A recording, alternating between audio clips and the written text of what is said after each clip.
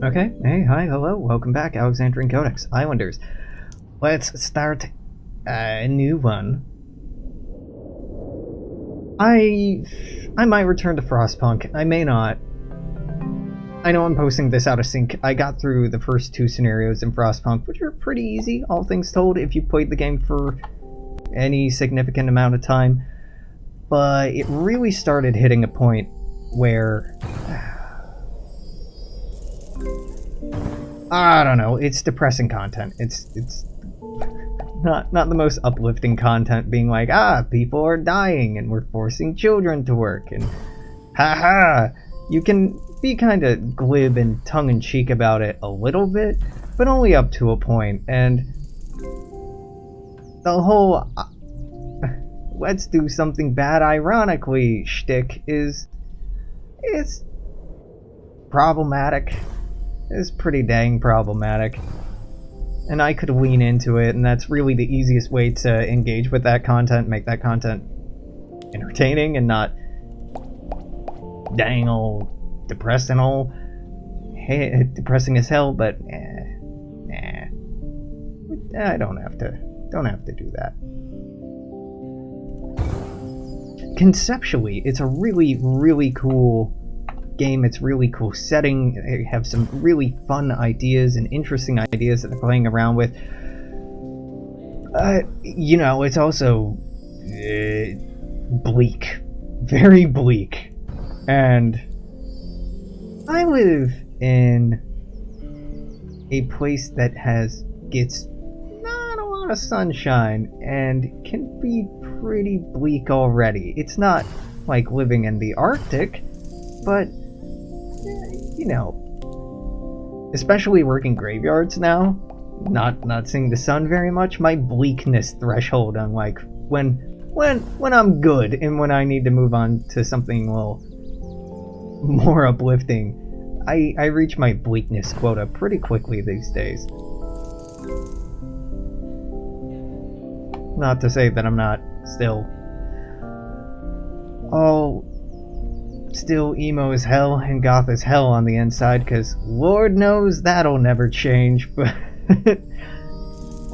but I do gotta take a break sometimes. Let's see, there's some flowers over here, 18, that's not bad. Not bad at all. Yeah, let's pop you down right there. Fishers are easy. 13. Yeah, life is, it's going okay. I'm still not in love with the whole I'm a creature of the night thing, but it could be a lot worse. I'm getting some art for my walls this week that I'm pretty excited about. None of it's too crazy. They're just prints. They're not originals. And they're ordered offline. They're not from like really cool, talented local artists or anything. I kind of looked into trying to find some local artists I liked and commissioning stuff, but again, working at night, it just find me something bright and colorful and get it to me immediately. I need light. Yeah, this 36 will have to do. Ooh, actually, should I have waited on that? Well, maybe, but it's too late now. This is 11 somehow? 12? Sure, yeah.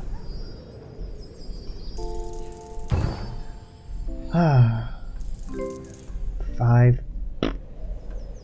6, I think that 8 might be... That turned to a 13. It sure did. Never mind, that 5 is definitely not the best we can do. 18, 25, 34, 40. I do complain. I mean, a lot about a lot. Just, I'm a fairly critical person, and complaining comes pretty naturally to me, especially with my neurochemistry being what it is and my inclination towards negativity. It can happen too often, probably. But with that all said, come on, turn to a 9. Turn to... Why? Was I seeing a 12 there, or am I losing my mind? I'm losing my mind. It's just an 8. Night shift isn't that bad. I mean, there's some parts that suck about it. It can be incredibly boring, especially if you want to talk to people, or you're trying to hang out with folks, or communicate, or organize something with daywalker folks. It's pretty hard and pretty frustrating, but it's quiet.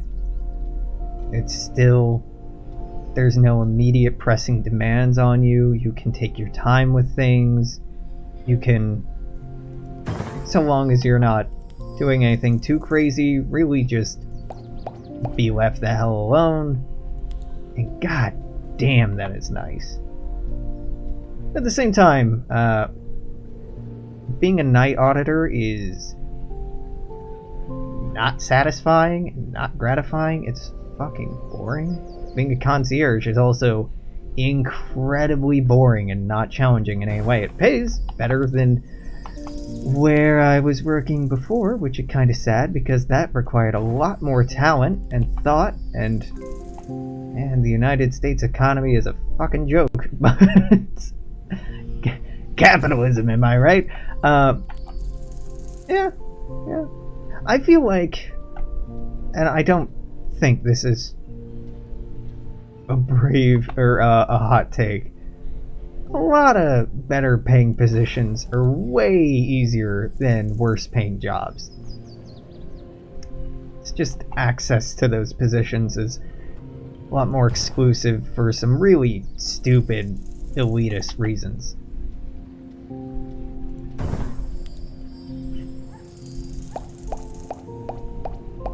Like, have you ever worked on a farm? Have you ever done field work? I don't mean like growing a garden in your backyard. That can be difficult enough, tilling the ground. But I mean like fields and harvesting industrial amounts of crops. Like, that's a lot of goddamn work, and it pays not super well.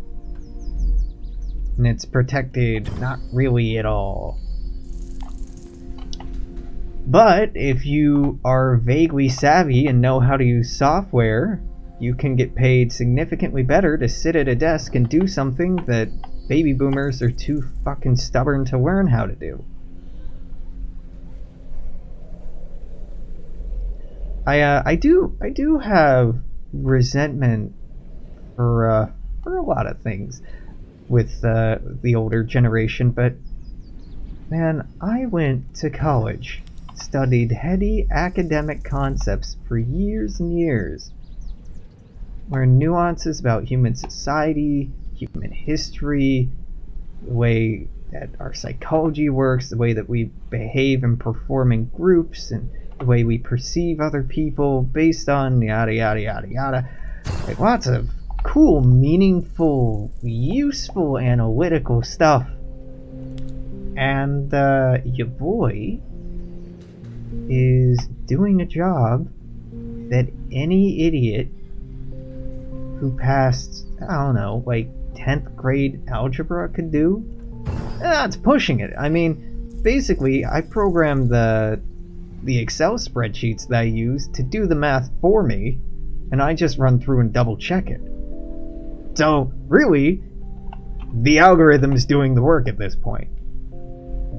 Although the people I work with, by and large, don't understand how the algorithms work. I don't understand non-tech savvy people. We live in a world where you have a fucking supercomputer, as of 20, 30 years ago, in your pocket at all times. So many aspects of our lives are integrated into it, and you still don't understand how it works. You still don't understand just the simplest things when it comes to the aesthetics of graphic design, or just so many simple common sense things. Yeah. Oh, immediately after I got this position, it was night auditor at the time, and technically I'm still a night auditor, but I I contacted the folks I work for. I'm like, hey, if you want me to keep doing accounts payable, you need to make me an auditor and pay me to be an auditor, because I'm not doing this for free. But they started me out as a night concierge, which basically you just sit at a desk, do really easy stuff, stare at cameras, and ask people to leave the property. That's it. You deliver newspapers, and by that I mean you walk through halls and drop newspapers outside of doors. It's very easy. It's a job fucking anybody mild-mannered and polite can do. And even passive-aggressive people can easily do, as is evidenced by some people. But as soon as they got the understanding that, hey, this new hire isn't a fucking idiot, and he can figure out how graphic design works and stuff like that. Hey, do you want to take over this daily newsletter project? I mean, no, I didn't.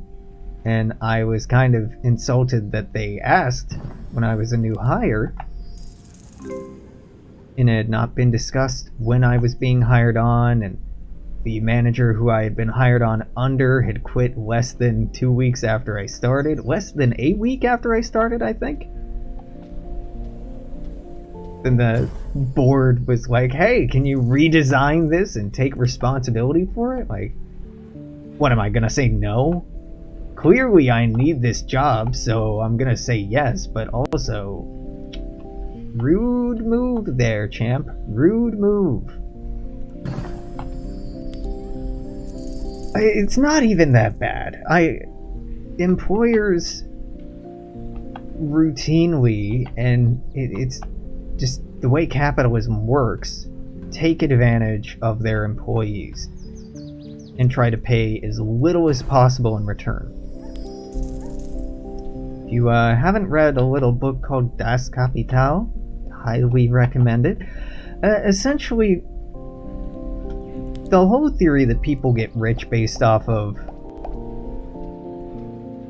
pulling themselves up by their bootstraps and working hard and saving and being smart and making good choices and investments and it's a lie. It's completely a lie. The whole idea that primitive accumulation is how people get wealthy. Primitive accumulation being like, well, I got $1 and then I invested that and that got me $2 and I invested that and that got me $4, etc., etc. That's bullshit. The source of wealth is theft and violence. Because wealth can't exist in a vacuum. You can't have only wealthy people. For wealthy people to exist, for wealth to exist, lack of wealth has to exist. There has to be an opposite end of that spectrum, right? For someone to be wealthy, somebody else has to be poor. That's just intrinsically how that dichotomy works. So there is no such thing as an ethical capitalist. If what you want to be is rich, admit it or not, knowingly or not, what you want is somebody else to be poor. You want to be richer than someone else. You want somebody else to be poorer than you. You want to have power over other people. You want to... And the vast majority of people, what you're really wanting is to be more competitive with the people who already hold power. That you want to be less subjected by the people who hold power and already abuse that authority. And I understand that. That definitely has an appeal. That's basically the whole driving motivation behind the middle class, right? Is that if you can just get out of poverty, everything will be okay. Everything will be easier, and just gotta save up and put this in my retirement savings, and one day I'll be able to do what I actually want to do, and I can go wherever I want, and yada yada. It's just not reality, because so many reasons. It's just I never really bought into the American dream. Ever. When I was a kid, when I was a teenager, I was already hype on this whole capitalism is bullshit, bootstraps are bullshit, everything's terrible and has been terrible for a long time. It's gonna take a lot of active, intentional, difficult work to turn things around into a more humane, ethical world.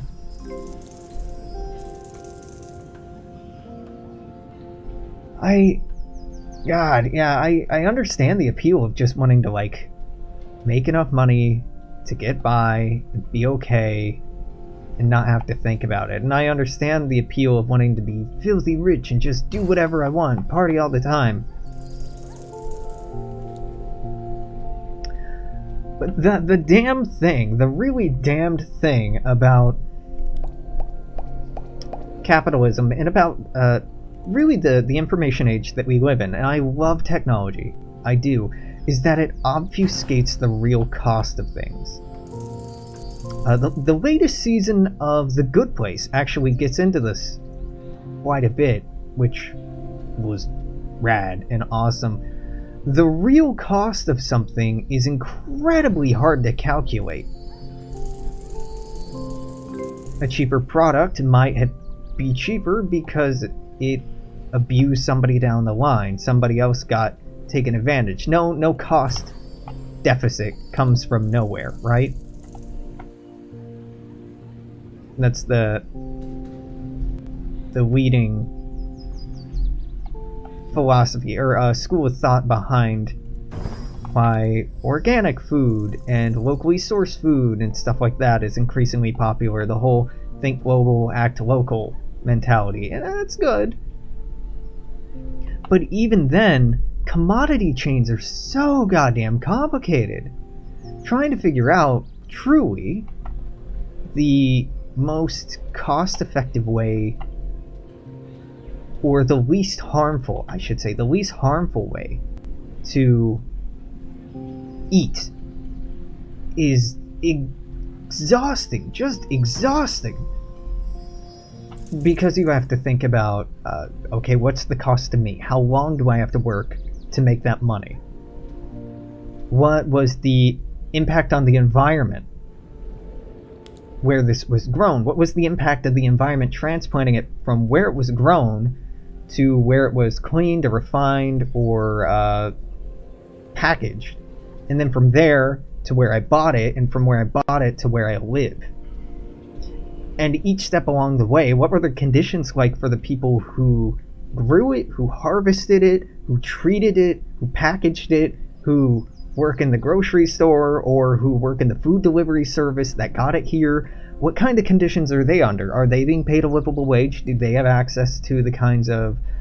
Are they unionized? Do they have the PTO that they need? Do they have time off for having kids? Or do they have decent retirement packages? Do they have health care that actually takes care of them instead of just robbing them and leaving them broken and dead at the end? And it's just... it's so much goddamn research to try to figure out if you're doing the right thing. And at the end of the day, it's just too much work for any of us to do. If you try to consider all the little factors that go into everything, you'll just be paralyzed. And it's so damned frustrating. Because for the most part, we all want to do good. For the most part, none of us want to hurt each other. None of us want to make the world a worse place. None of us want to be contributing to warming, human influenced and accelerated climate change. Nobody wants to be contributing to poverty or racism. Nobody wants to be contributing to sadistic regimes. Nobody wants to be contributing to the military-industrial complex, probably. If you do, then... oh, hey, I guess you do you, but also fuck you.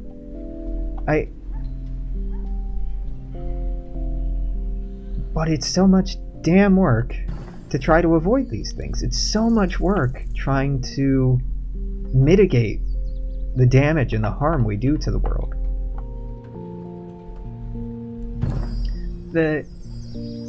The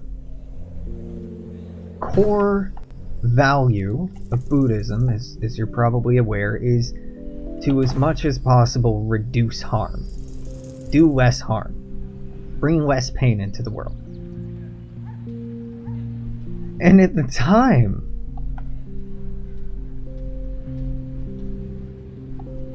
that must have been so much easier. I don't know, just being a product of this age and living in the time that we do, and how complicated and nuanced and how much intersectionality there is going on and overlapping, it's just... It's so damn frustrating, it's so damn depressing, and it astounds me that there are people, intelligent people no less, affluent, intelligent people in my society, in my community, in my nation, who are just completely fucking unaware and oblivious as to this existential exhaustion and dread that comes with this. That everything's terrible and you can kind of try to make things less terrible, but at the end of the day it's hard enough just to get even, just to strike a zero, let alone to actually do good in the world without somehow negatively impacting someone else. You know, it's the whole bit that there's no such thing as ethical consumption under capitalism. I don't understand how people can live their lives and not be hung up on that and not be angry at that and frustrated by that. Because it's been pissing me off for decades. It's been irritating me for decades and really making me depressed and spiral existentially over and over and over this shit.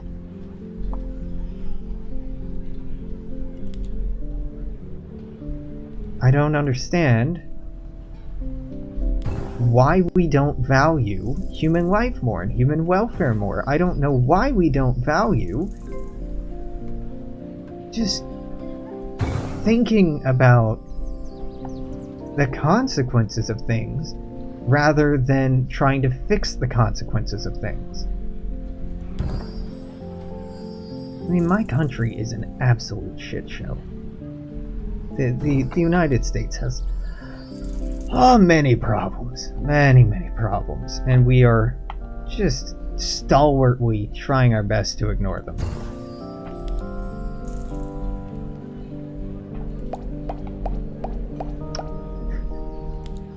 And I know I started this off being like, I want to be in a more positive headspace, but honestly, being pissed off is better than being depressed. So I'll take a vindictive, righteous anger for a stroll, for a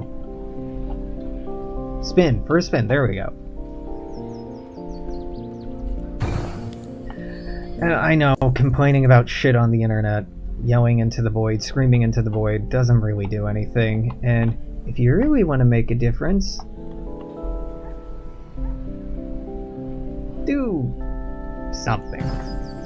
But of course, what that something is vague and abstracted, and often represented is, if you want to change things, go vote, or go protest, and go join a political party, or something like that. And I vote. I am a member of certain political organizations. I donate. I give it the head office, if you will, but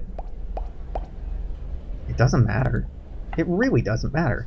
Climate change is not going to be fixed or even meaningfully adjusted by a bunch of well-intentioned people recycling or reducing their carbon footprint or etc., etc. You should, obviously, because it's part of the equation, and you should care about how you're infecting the environment, affecting, not infecting the environment. Potato, potato, I guess. But the biggest offenders are corporations that go untouched because they give donations to politicians who don't do anything except perpetuate the money laundering scheme that is the United States.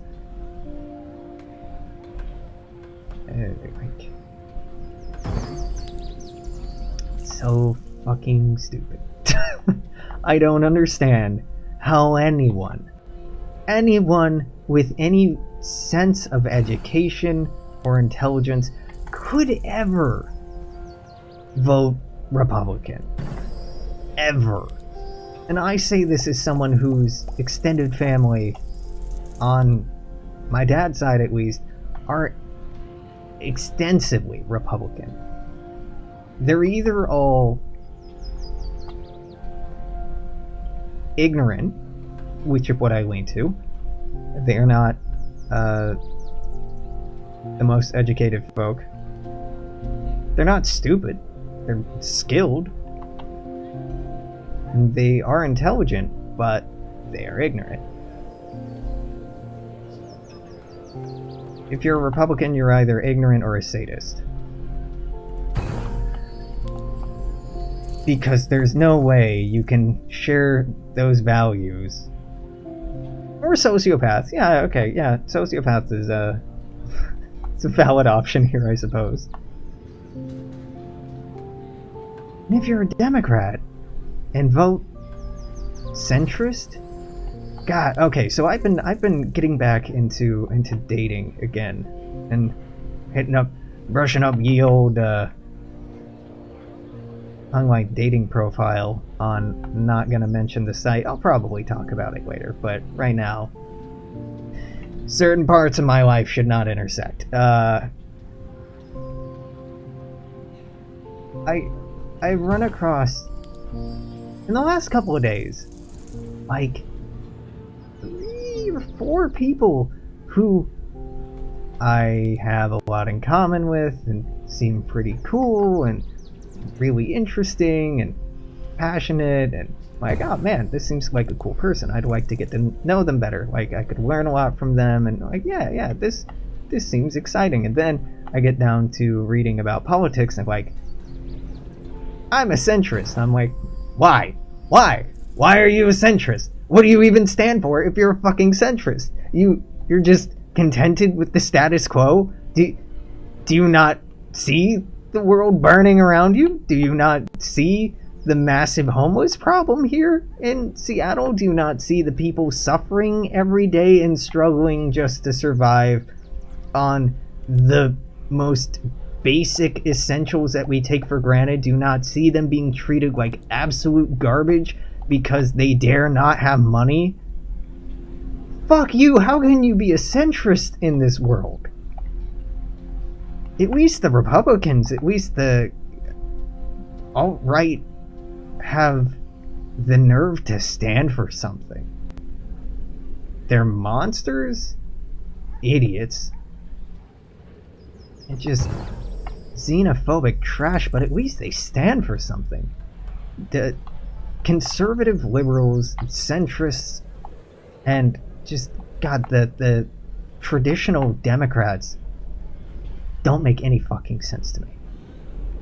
Yes, well, we kind of care about social values, except when we don't, and, well, you know, the environment's important, but corporations are more important. I'm like, who are you representing here? Who are you trying to appeal to?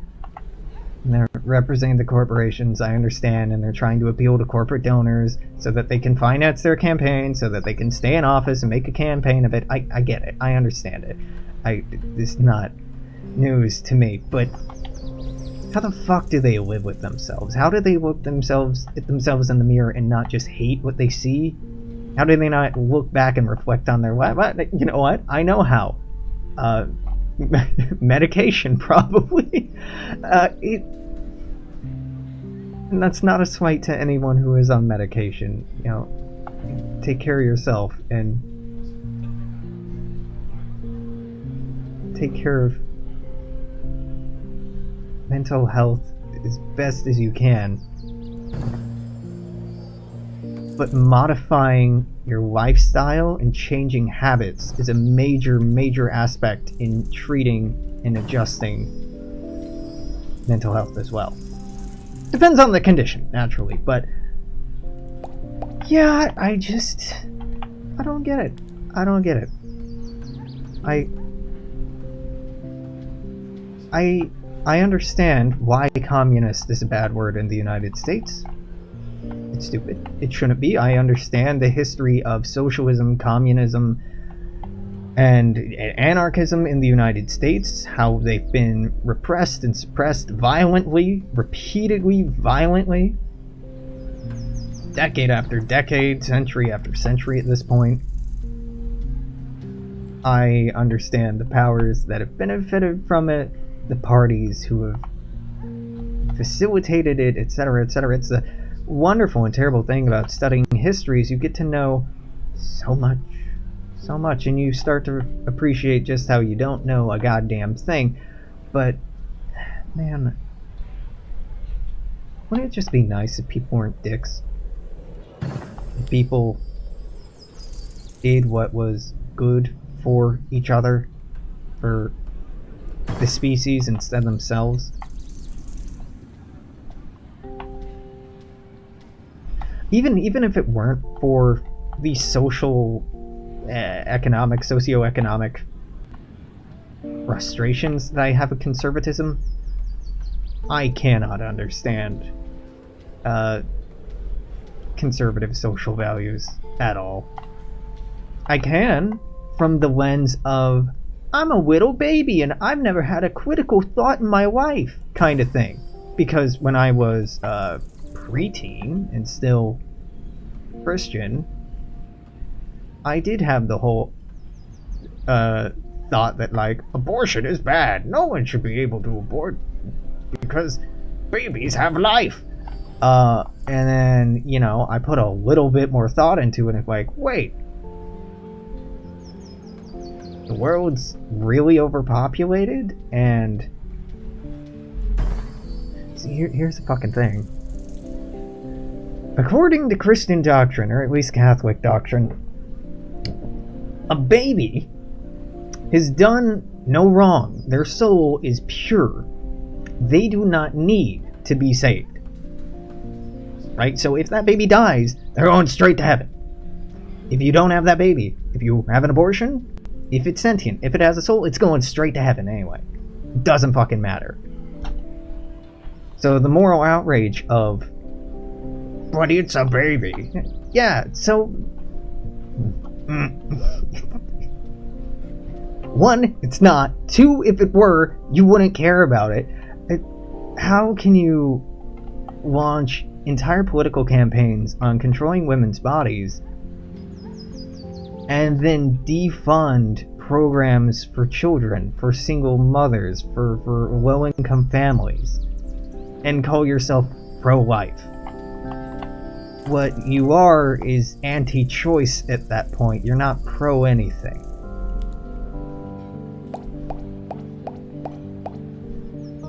Privilege is a hell of a thing, man.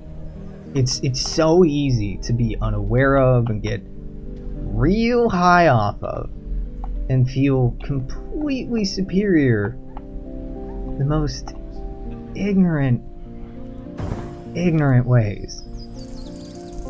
And I know that's kind of rich coming from me, from the superior tone I'm taking and the cliche coastal liberal hating on my conservative values, get out of America kind of get up I'm putting on right now. But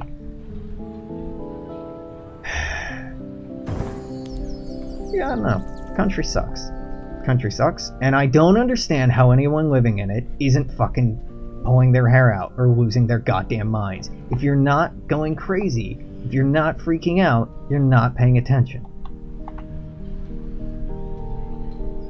And I get it, the whole, well, yeah, I know everything's fucked, but really, there's nothing I can do about it. I feel ya, dog. I feel ya. I too am in that headspace more often than not. Thing is, there are things that we collectively, capital W, we could do about it.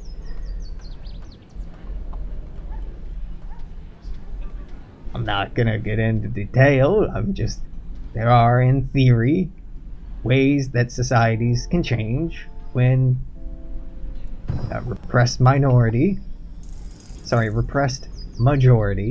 decides to turn and seek corrective action against an artificially empowered minority. I'm just gonna leave it nice and abstractly at that. I've always kind of wanted to go to Cuba. Is that a segue? Looks really pretty. I've really wanted to study Cuban history from Cubans, because here in the United States we don't talk about Cuba for the most part, because they're doing okay and we expected them to fall apart, and our embargo was laughably incompetent and impotent. Impotent is really the word I wanted to use there. Wow, I'm really plopping down a lot here. I'm surprised we haven't cashed out yet. But I'd love to hear about and learn about and read, well, yo no comprendo español, so bit of a problem, but I'd love to hear about that history from folks there, learn about their perceptions and opinions of a revolutionary era Cuba from El Cubanos. Is El Cubano Cubans, or does that refer to Cuban cigars, or both? Again, I'm a gringo. And I appreciate that there are... forgot his name. Marco Rubio. Marco Rubio, there we go. Is a perfect example of, well, there are Cubans in your country who can talk about it, Alex. Yeah, there are. Some I would want to listen to. Some I would want to listen to and go, oh, so you were descended from the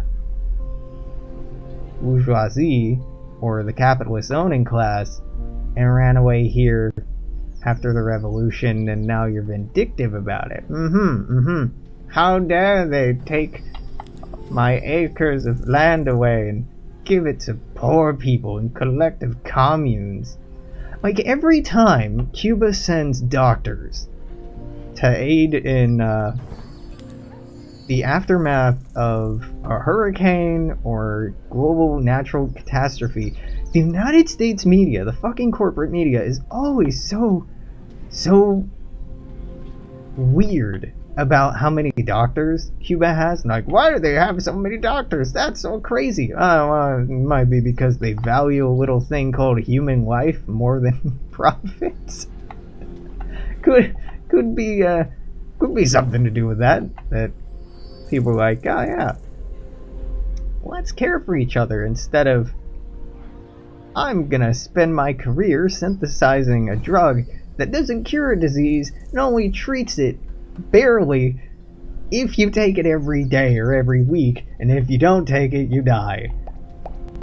That's I don't want to call it Western medicine, because the West and capitalism should not be synonymous. They are often synonymous historically, but not entirely, right? Because there are medicines and traditions that are more revolutionary that are still Western. So Western medicine I don't really take issue with. It's capitalist medicine and capitalist systems that are just flabbergasting. Just absolutely flabbergasting. The fact that Citizens United hasn't been challenged or overturned or revised, it's just fucking stupid. Ah, yeah, sure. Multi-billion-dollar corporation, you are a person, and you can donate as much as you want and don't have to track who you're donating to or make that a matter of public record. And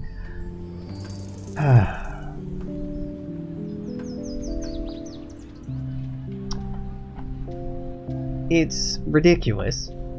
If you look at everything matter-of-factly, it's ridiculous that the United States makes any claim to being a democracy or a republic, or a meritocracy, even.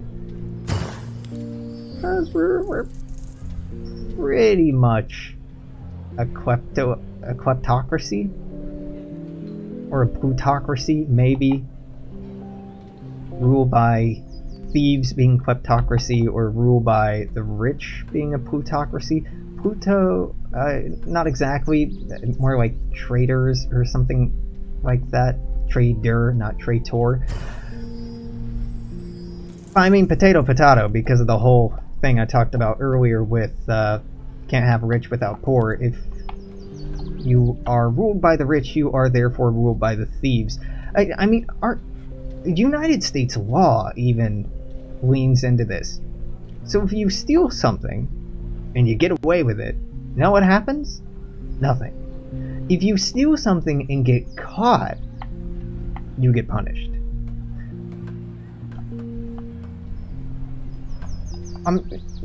If someone steals something and they're caught, the person who had their property stolen or damaged should have that property returned. And the person who was in a position where they felt that they needed to steal to survive should be given work or placed in a situation where they are able to get what they needed or wanted by a more socially productive mechanism. I'm not saying gulag. I'm not saying work camp. I don't, that's the knee-jerk reaction to that. No, just social work programs have done amazing work for the United States in the 20th century. I don't see why they can't be humanely integrated into our criminal justice system. Because it is a justice system, right? And who's getting the justice there? Is it the person who is punishing somebody else for doing wrong? Is that really justice? You getting off on your justice boner? On your fucking Batman boner? That's what we want?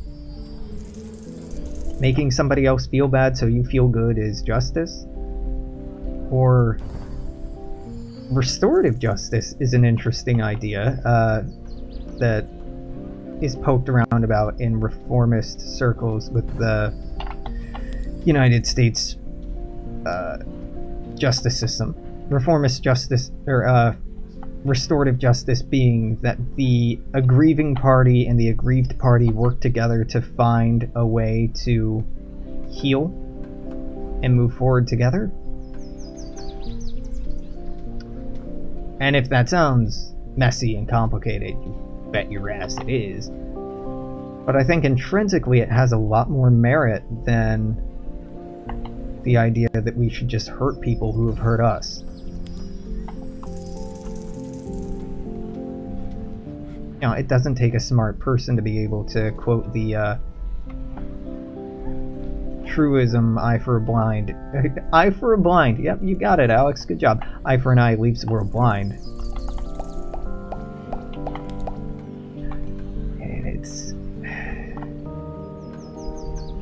And I don't know. But there's so many things that are just deeply fucked about the world that we live in. The world that I live in, anyway.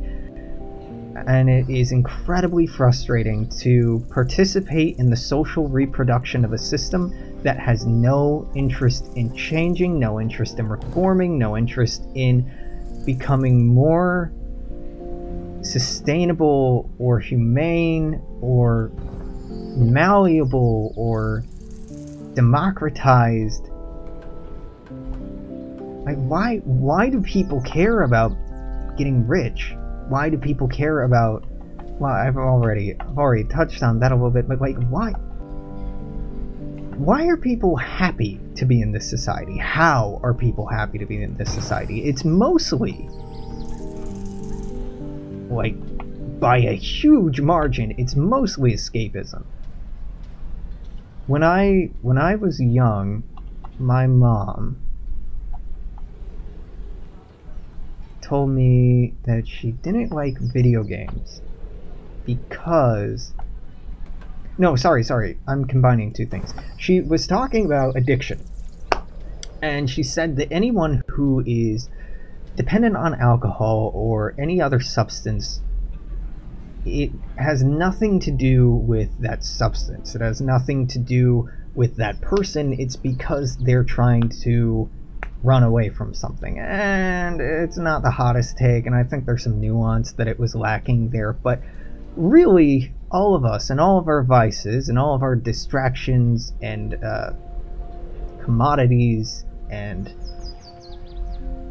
trinkets and hobbies, we are so often just looking for an escape, looking for a distraction, looking for something to make us feel better and obfuscate the horrible things that we're forced to, or contented to, or adjusted to live with every single day.